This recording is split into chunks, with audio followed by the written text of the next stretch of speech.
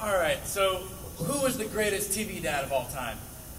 Greatest TV dad. So many choices. I'll give you 3. All right. Number 1, Andy Griffith. You'll like the next one, Gomez Adams. And Archie Bunker.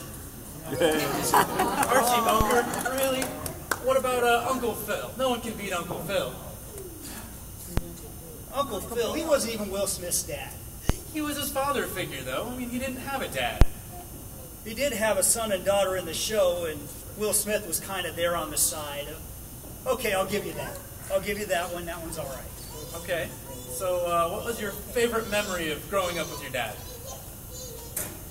I think all the times, like this weekend, we were fishing. You know, it took me hunting growing up, fishing. Got into high school. We started working on cars. And we started building demolition derby cars, and then I turned 16, and together we were building 2 cars each time. That was a good time. I think my best memory of me and you growing up was when I was just trying to convince you to let me be an average Joe. I just want to be a normal kid.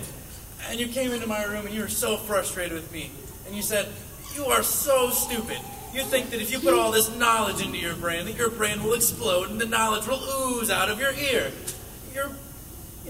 You have the brain damage." And then you gave me a Jello fudgesicle and everything was fine. I can't believe you're mixing me up with Bill Cosby. That's the Cosby Show. You know, Theo wanted to be average. Cliff goes in, says, "No, that's not satisfactory." The Cosby Show. How much TV did we let you watch? I don't know why my childhood and TV mesh so much. Too much. Too much. All right, so what was the best advice your dad ever gave you? Well, probably the thing that made the biggest difference for me was always give the best effort that you could, whether it's in preparation. I wrestled in high school in Iowa, and I got killed. But then I'd bounce back up, and I'd go to practice, and I would work as hard as I could, and I'd go back out there, give it my best, and get killed again. But that was okay, because I'd given my best. That was the whole point. So I think that's the best thing he taught me. I think that's some pretty good advice. I think the best advice that you gave me was, don't let stupid people dictate your life, because the stupid shall be punished. Well, it's true, isn't it? Just watch.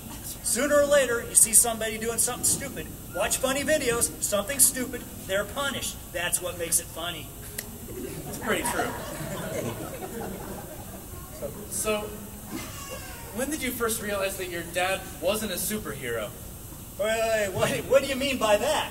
You know, you're growing up and you're a little kid, and your dad's your superhero. He can do anything, he can do whatever you want, he can fix everything. And then you get older and you realize your dad has all these faults and he's just human. You know, when did you realize that? Okay, I'm not going to be insulted by this. Let's look at it this way. What makes a good superhero? Look at all the comic books.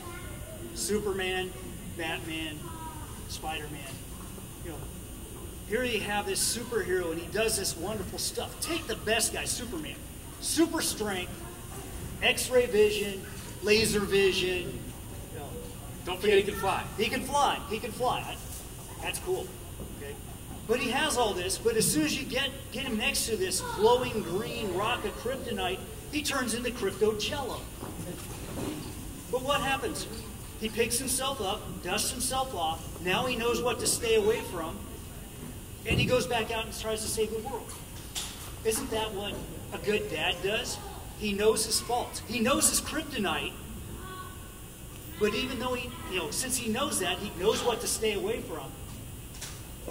And then he goes out and tries to save his family and the world. I think my dad's still a superhero.